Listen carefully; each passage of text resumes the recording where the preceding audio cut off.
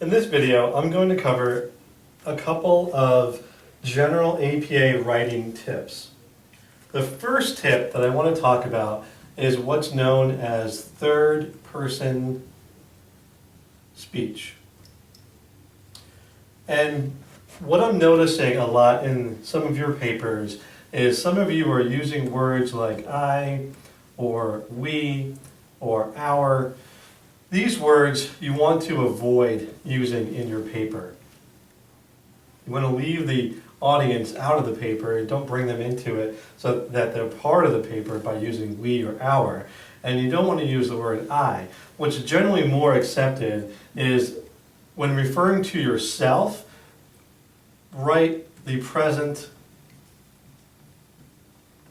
author, or you can write this author.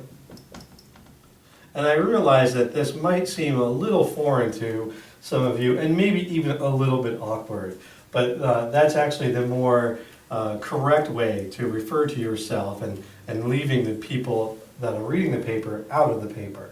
So that's the first tip, third-person speech.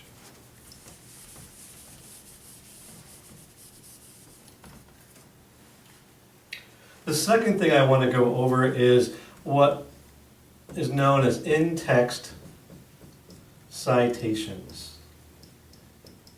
Now, you might have noticed in the comments on your paper, some feedback is provide more in-text citations. And a lot of you did this, but maybe you did it in the wrong place. For example, let's say we had a paragraph that was, 3 or 4 sentences long. Many of you were writing lots of information on these 3 sentences, and then at the end of the last sentence, you were providing a in-text citation, like for example, Johnson 2010. And I think the thought was that, well, here's the in-text citation, and this covers all this information right here, so I'm good. Unfortunately, that really isn't the case, because what happens is, to a critical reader, when they're reading all of these sentences here, boom, boom, boom, boom, down the line, the reader is thinking, okay, great, well, but where is this information coming from? You can't leave the reader hanging, wondering where this information is coming from, and then expect that, okay, well, after the 4th sentence, the reader is supposed to just kind of automatically know that all this information was, made up by that one citation. That really isn't the way to do it. That is incorrect. So what you want to do instead is, in the first sentence is where you would note the citation. So provide the citation right off the bat after the first sentence. And then in the subsequent sentences, refer to the reader to that citation. You could say something, for example, Johnson 2010 further explained blah, blah, blah, blah, or so forth. Or Johnson further, concluded that XYZ. So the reader, when he reads this sentence or afterwards, knows that, great, this information is coming from this source. So it's better, actually more correct, I should say, to provide the in-text citation first rather than at the end. Now, how do you do an in-text citation? That's something else that I've noticed most of you have got down really well, but some of you have had a little bit of just minor formatting errors in that. So how to do an in-text citation. Here's your sentence. You wrote all this sentence. Now, parentheses, and then the citation, Johnson, comma, and then 2010, parentheses, then the period. So the Johnson 2010 comes before the period. I've noticed some of you are putting the Johnson 2010 in parentheses after the period, and that's simply not correct. Another thing is what happens if there are more than one author. Let's say there's 2. Let's say it's Johnson and Johnson, right? So Johnson, some of you are incorrectly writing the word and Johnson. Instead, which is incorrect, instead what you want to do is use the ampersand. Now it's kind of hard for me to do it on the board, but you get the drift here. You use the ampersand instead of the word and. Okay? Now, what happens when there are more than 2 authors for a publication? What do you do then? Well, big surprise, APA has rules about that too. So if there are 3 to 5 authors, so again, this is a publication with 3 or 4 or even 5 authors, there's a special rule for this. And what you do is the first time that you cite this work, you cite it as if you would a publication with 2 authors, meaning that you would use every single author's name. And again, this is just the first time. So this could look like Johnson, and Johnson.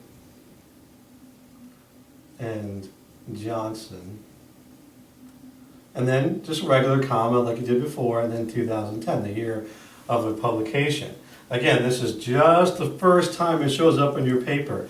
Doesn't matter where it shows up. This could show up on your first page, on your 5th page, doesn't matter. The first time that this work shows up in the paper, you have to write out each and every single name, ampersand, and then the comma just like you normally would. Now, on subsequent citations of this article, so now we've already cited the first time by writing out all the names. So this is the subsequent times. What do? So after the first time you've cited it, you can just write parentheses and then the first author's name, followed by the letters E, T, et, followed by A, L, et al., and then a period after the L and AL, followed by a comma, and then the publication year. So what this means is Johnson is the first author, and maybe you didn't know this, but the order of the authors actually makes a difference. So they're not just in random order, they're not in alphabetical order by any means. This first author is significant because this individual wrote more of the paper than the other authors did. So it's only right that his name shows up first. So Johnson and others, et al. Means and others, comma, 2010. Again, this is just for all subsequent citations of that work after the first citation. What happens in a case where you have 6 or more authors? It's kind of crazy to think about, but I have seen works where there are 10 or even more authors on a single paper. Now, it would be really, really cumbersome to write out 10 last names and so forth. So APA stops at 5, basically, and what they do is if there's 6 or more authors for any publication, starting at the first time, you can start right out with Johnson et al. 2010. So you don't need to do that rule we did before with the 3 or 5 authors. This is starting at the very first time you cite this work, you can just use the et al. For 6 or more. Okay? So that's how you do in-text citation.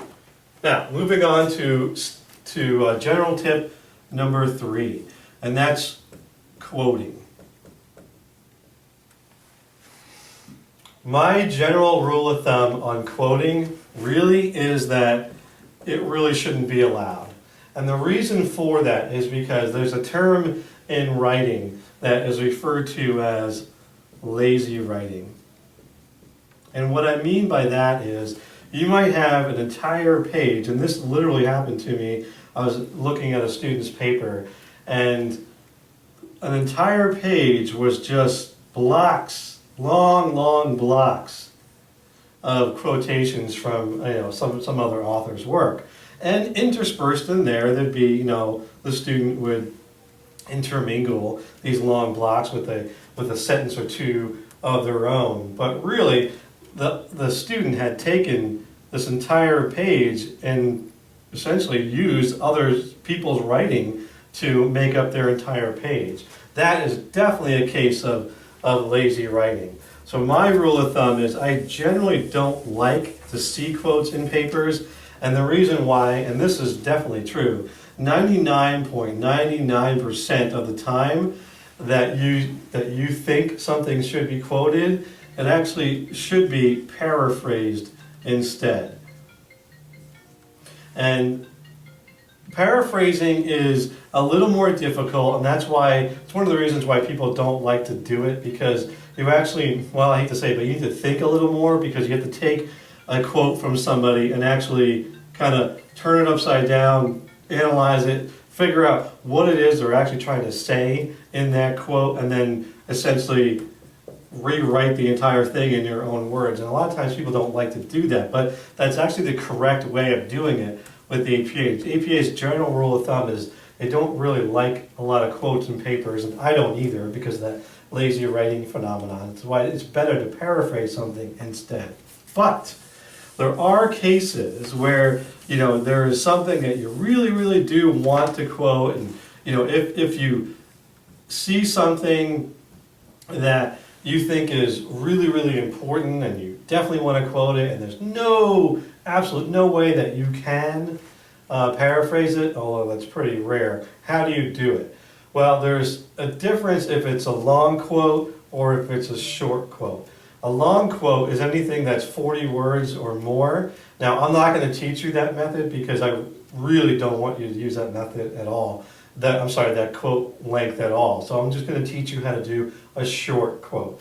So to do a short quote, to set that up, you could set it up in two ways. You could start it right from the beginning and say Johnson, and then the year, 2010, stated or said, reported, whatever word you want to use, and then provide the quote with the quotation marks. Now, how do you end that quote?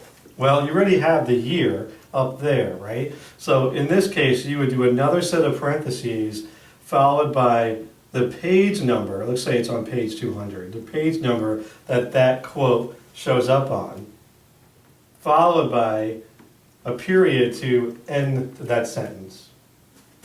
Another way to set up a quote is kind of reversed of that. If you were to say, for example, that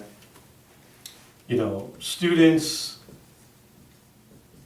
let's say the quote is, should not use medication to treat ADHD, and it's a quote from Johnson. You would start the sentence, students, and then the quote, should not use medication to treat ADHD, and the quote.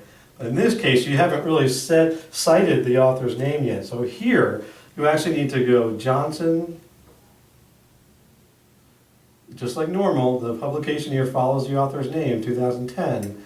But in this case, you also need another comma and then the page number.